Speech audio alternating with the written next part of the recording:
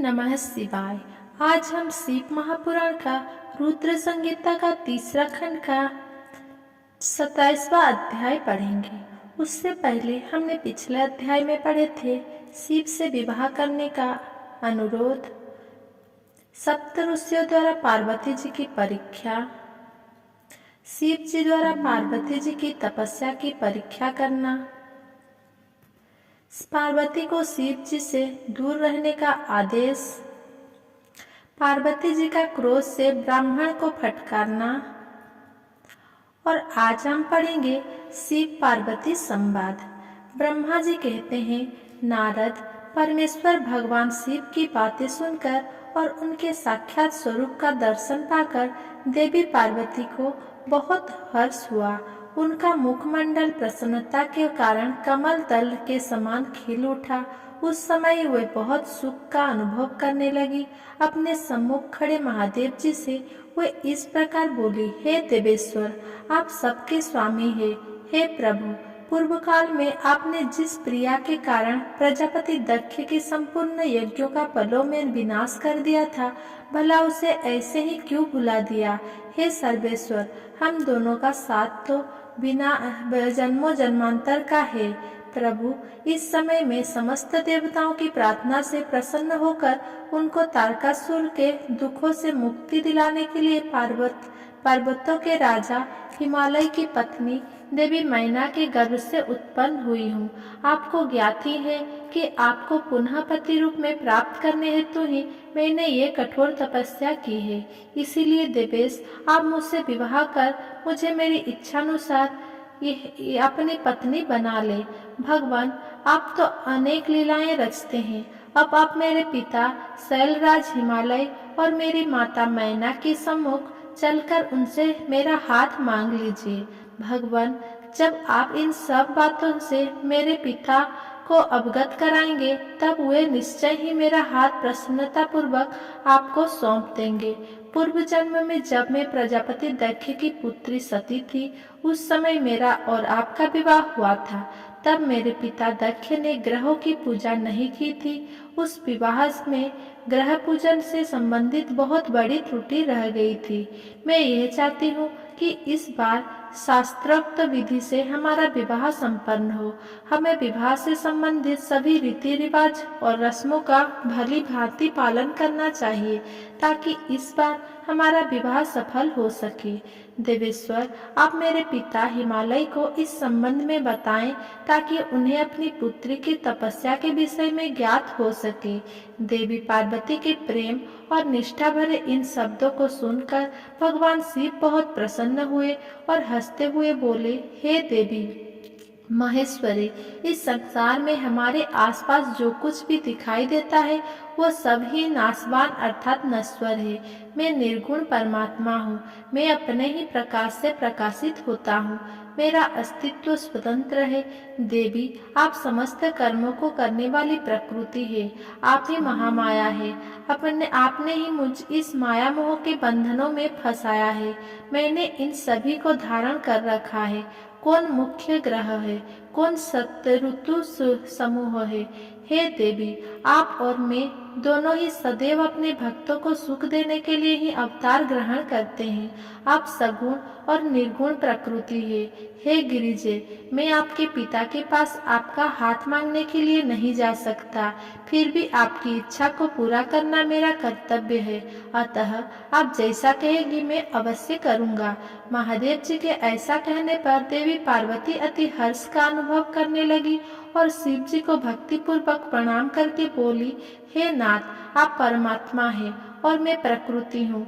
हम दोनों का अस्तित्व स्वतंत्र एवं सगुण है, फिर भी अपने भक्तों की इच्छा पूरा करना हमारा कर्तव्य है। भगवान, मेरे पिता हिमालय से मेरा हाथ मांगकर उन्हें दाता होने का सौभाग्य प्रदान करें। हे प्रभु, आप तो जगत में भक्त वत्सल नाम से विख्यात है। मैं भी तो आपकी परम भक्त हूँ। क्या मेरी इच्छा को पूरा करना आपके लिए महत्वपूर्ण नहीं है? नाथ, हम दोनों जन्म जन्म से एक दूसरे के ही हैं। हमारा अस्तित्व एक साथ है, तभी तो आपका अर्धनारीश्वर रूप सभी मनुष्यों, ऋषि मुनियों एवं देवताओं द्वारा पूज्य है। मैं आपकी पत्नी हूँ। मैं जानती हूँ कि आप निर्गुण, निराकार और परम ब्रह्म परमेश्वर है। आप सदा अपने भक्तों का हित करने वाले हैं। आप अनेकों प्रकार की लीलाएं रचते हैं। भगवान, आप सर्वज्ञ हैं। मुझ दीन पर भी अपनी कृपा दृष्टि करिए और अनोखी लीला रचकर इस कार्य की सिद्धि कीजिए। नारद, ऐसा कहकर देवी पार्वती दोनों हाथ जोड़कर और मस्तक झुकाकर खड़ी हो गई। अपने प्राण वल्लभा पार्वती की इच्छा का सम्मान करते हुए महादेव जी ने हिमालय से उनका हाथ मांगने हेतु अपनी स्वीकृति प्रदान कर दी। तत्पश्चात त्रिलोकीनाथ महादेव जी इस स्थान से अंतर्ध्यान होकर अपने निवास कैलाश पर्वत पर चले गए। कैलाश पर्वत पर पहुंचकर शिव जी ने प्रसन्नता पूर्वक सारा वृत्तांत नंदीश्वर सहित अपने सभी गणों को सुनाया। यह जानकर सभी गण बहुत खुश हुए और नाचने गाने लगे। उस समय वहाँ महान उत्सव होने लगा। उस समय सभी खुश थे और आनंद का वातावरण था। 29वां अध्याय, शिव जी द्वारा हिमालय से पार्वती को मांगना। ब्रह्मा जी बोले, हे महामुनि नारद, भगवान शिव के वहां से अंतर्ध्यान हो जाने के उपरांत देवी पार्वती भी अपनी सखियों के साथ प्रसन्नता पूर्वक अपने पिता के घर की ओर चल दी। उनके आने का शुभ समाचार सुनकर देवी मैना और हिमालय बहुत प्रसन्न हुए और तुरंत सिंहासन से उठकर देवी पार्वती से मिलने के लिए चल दिए। उनके सभी भाई भी उनकी जय जयकार करते हुए उनसे मिलने के लिए आगे चल गए। देवी पार्वती अपने नगर के निकट पहुंची। वहां उन्होंने अपनी माता पिता और भाइयों को नगर के मुख्य द्वार पर अपना इंतजार करते पाया। वे अत्यंत हर्ष से विभोर होकर उनका स्वागत करने के लिए खड़े थे। पार्वती ने हाथ जोड़कर उन्हें प्रणाम किया। हिमालय मैना ने अपनी पुत्री को अनेकानेक आशीर्वाद देकर गले से लगा लिया। भाव विह्वल होकर उनकी आंखों से आंसू टपकने लगे। सभी उपस्थित लोगों ने उनकी मुक्त हृदय से प्रशंसा की। वे कहने लगे कि पार्वती ने उनके सभी उपस्थित लोगों ने उनकी मुक्त हृदय से प्रशंसा की। वे कहने लगे कि पार्वती ने उनके कुल का उद्धार किया है और अपने मनवांछित कार्य की सिद्धि की है। इस प्रकार सभी प्रसन्न थे और उनकी प्रशंसा करते हुए नहीं थक रहे थे। लोगों ने सुगंधित पुष्पों, चंदन एवं अन्य सामग्रियों से देवी पार्वती का पूजन किया। इस शुभ बेला में उन पर स्वर्ग से देवताओं ने भी पुष्प वर्षा की तथा उनकी स्तुति की। तत्पश्चात बहुत आदर सहित उन्हें घर की ओर ले जाया गया और विधि विधान से उनका गृह प्रवेश कराया गया। ब्राह्मणों, ऋषि मुनियों, देवताओं और प्रजाजनों ने उन्हें अनेकों शुभ और उत्तम आशीर्वाद प्रदान किए। इस शुभ अवसर पर शैलराज हिमालय ने ब्राह्मण एवं दीन दुखियों को दान दिया। उन्होंने ब्राह्मणों से मंगल पाठ भी कराया। उन्होंने पधारे हुए सभी ऋषि मुनियों, देवताओं और स्त्री पुरुषों का आदर सत्कार किया। तत्पश्चात हिमालय अपनी पत्नी मैना को साथ लेकर गंगा स्नान को चलने लगे। तभी भगवान शिव नाचने वाले नट का वेश धारण करके उनके समीप पहुँचे। उनके बाएं हाथ में सिंह और दाहिने हाथ में डमरू था और पीठ पर कथरी रखी थी। उन्होंने सुंदर लाल वस्त्र पहने थे। नाचने गाने में वह पूर्णतः मग्न थे। नट रूप धारण किए हुए शिव जी ने बहुत सुंदर नृत्य किया और अनेक प्रकार के गीत गा गा कर सभी का मन मोह लिया। नृत्य करते समय वे बीच बीच में शंख और डमरू भी बजा रहे थे और मनोरम लीलाएं कर रहे थे। उनकी इस प्रकार की मन को हरने वाली लीलाएं देखने के लिए पूरे नगर के स्त्री पुरुष, बच्चे बूढ़े वहां आ गए। नट रूप भगवान शिव को नृत्य करते हुए देखकर और उनका गाना सुनकर सभी मंत्रमुग्ध हो गए। परंतु देवी पार्वती से भला यह कब तक छिपता। उन्होंने मन ही मन अपने प्रिय महादेव जी के साक्षात दर्शन कर लिया। शिव जी का रूप ही अलौकिक है। उन्होंने पूरे शरीर पर विभूति मल रखी थी तथा उनके शरीर पर त्रिशूल बना हुआ था। गले में हड्डियों की माला पहन रखी थी उनका मुख सूर्य के तेज के समान शोभा पा रहा था। उनके गले में यज्ञोपवीत के समान नाग लटका हुआ था। त्रिलोकीनाथ भगवान शिव के इस सुंदर मनोहारी स्वरूप का हृदय में दर्शन कर लेने मात्र से ही देवी पार्वती हर्षतरी से बेहोश हो गई। वे जैसे उनके स्वप्न में कह रहे थे कि देवी अपना मनोवांछित वर मांगे। हृदय में विराजमान इस अनोखा स्वरूप को मन ही मन प्रणाम करके पार्वती ने कहा कि हे भगवान, मेरे पति बन जाइए। तब देवेश्वर ने मुस्कुराते हुए तथास्तु कहा और उनके स्वप्न से अंतर्ध्यान हो गए। जब उनकी आंखें खुली तो उन्होंने शिव जी को नट रूप धारण किए गए वहां नाचते गाते देखा। नट के रूप में स्वयं भक्तवत्सल भगवान शिव ने नाच गाने से प्रसन्न होकर पार्वती की माता मैना सोने की थाली में रत्न, माणिक, हीरे और सोना लेकर उन्हें भिक्षा देने के लिए आई। उनका ऐश्वर्य देखकर शिव जी बहुत प्रसन्न हुए, परंतु उन्होंने उन सुंदर रत्न और आभूषणों को लेने से इनकार कर दिया। वे बोले, देवी, भला मुझे रत्न और आभूषणों से क्या लेना देना? यदि आप मुझे कुछ देना ही चाहती है तो अपनी कन्या का दान दे दीजिए। ये कहकर वे पुनः नृत्य करने लगे। उनकी बातें सुनकर देवी मैना क्रोध से उफन उठी। वे उन्हें उसी समय वहां से निकालना चाहती थी कि तभी गिरिराज हिमालय भी गंगा स्नान करके वापस लौट आए। जब उनकी पत्नी मैना ने उन्हें सभी बातें बताई तो वे भी जल्द से जल्द नट को वहां से निकालने को तैयार हो गए। उन्होंने अपने सेवकों को नट को बाहर निकालने की आज्ञा दी, परंतु यह असंभव था। वे साक्षात शिव भले ही नट का रूप धारण किए हुए थे, परंतु उनका शरीर अद्भुत तेज से संपन्न था और वे परम तेजस्वी दिखाई दे रहे थे।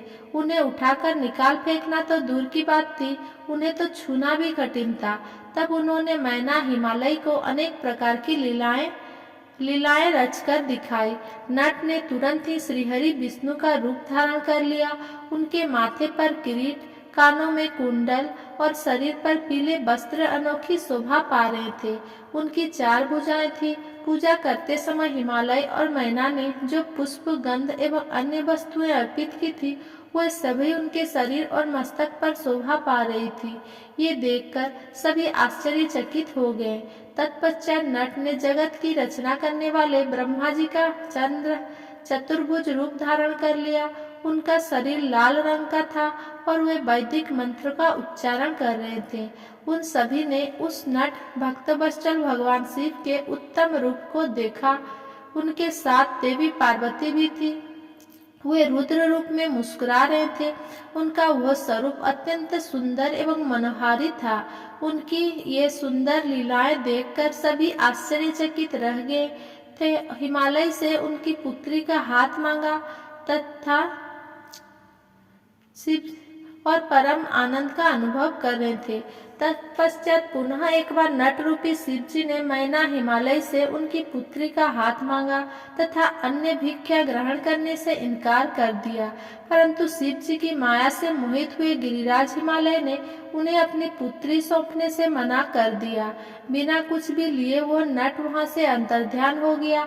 वे सोचने लगे कि शायद वे स्वयं भगवान शिव ही थे, जो स्वयं यहाँ पधार कर हमारी कन्या का हाथ मांग रहे थे और हमें अपनी माया से छलकर अपने निवास कैलाश पर वापस चले गए थे। ये सोचकर हिमालय और मैना दोनों ही एक पल को बहुत प्रसन्न हुए, परंतु अगले ही पल ये सोचकर उदास हो गए कि हमने स्वयं साक्षात शिव जी को बिना कुछ दिए और उनका आदर सम्मान किए बिना ही खाली हाथ अपने द्वार से लौटा दिया।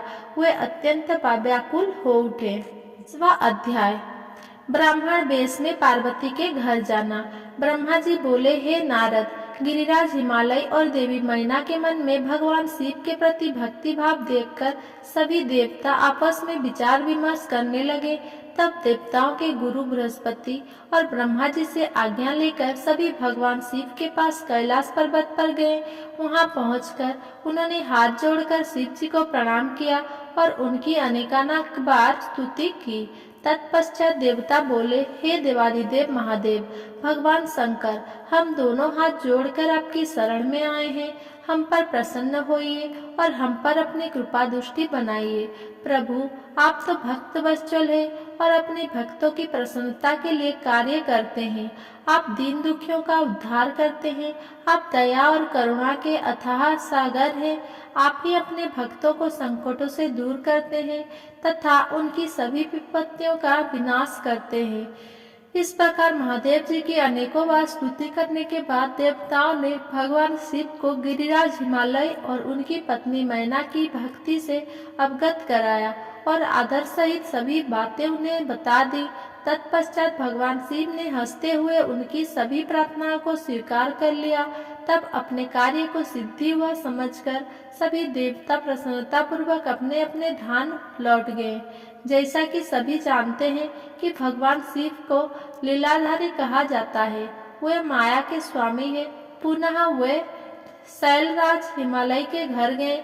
उस समय राजा हिमालय अपनी पुत्री पार्वती सहित सभा भवन में बैठे हुए थे।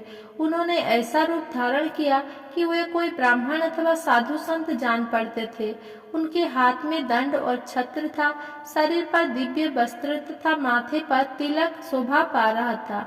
उनके गले में सालग्राम तथा हाथ में स्फटिक की माला थी।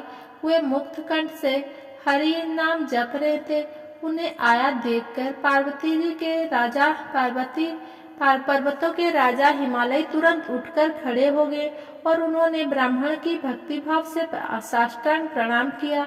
देवी पार्वती अपने प्राणेश्वर भगवान शिव को तुरंत पहचान गई। उन्होंने उत्तम भक्ति भाव से सिर झुकाकर उनकी स्तुति की।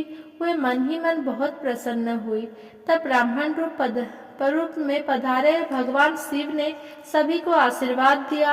तत्पश्चात हिमालय ने उन ब्राह्मण देवता की पूजा आराधना की और उन्हें मधुपर्क आदि पूजन सामग्री भेंट की।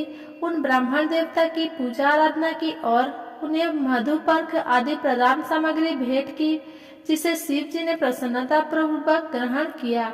तत्पश्चात पार्वती के पिता हिमालय ने उनका कुशल समाचार पूछा और बोले, हे विप्रवर, आप कौन हैं?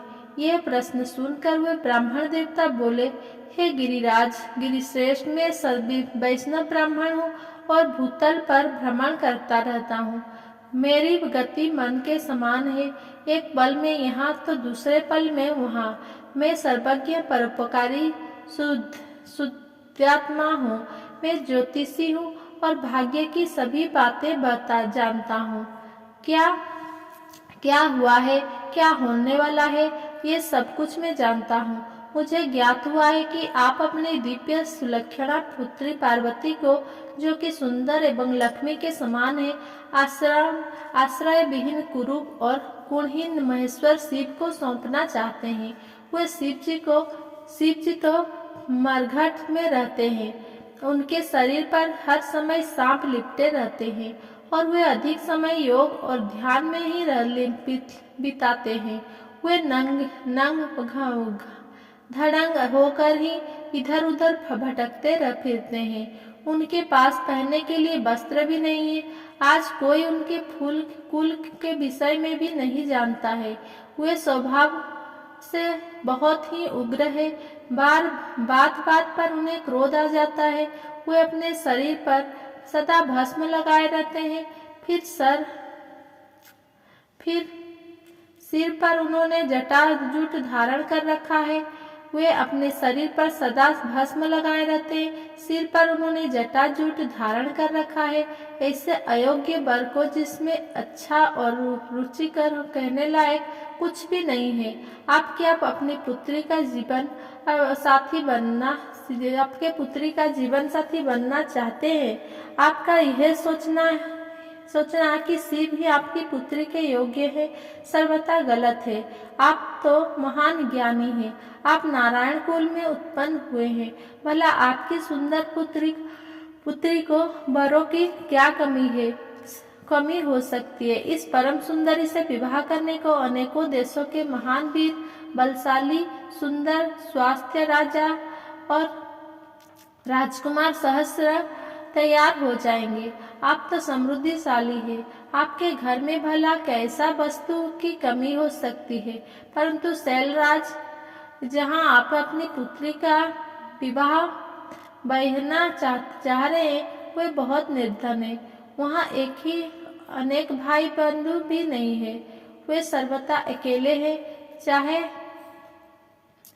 गिरिराज हिमालय, आपके पास अभी समय है, अतः आप अपने भाई बंधुओं, पुत्र और गिरिराज अपनी प्रिय पत्नी देवी मैना की इस विषय में सलाह कर ले।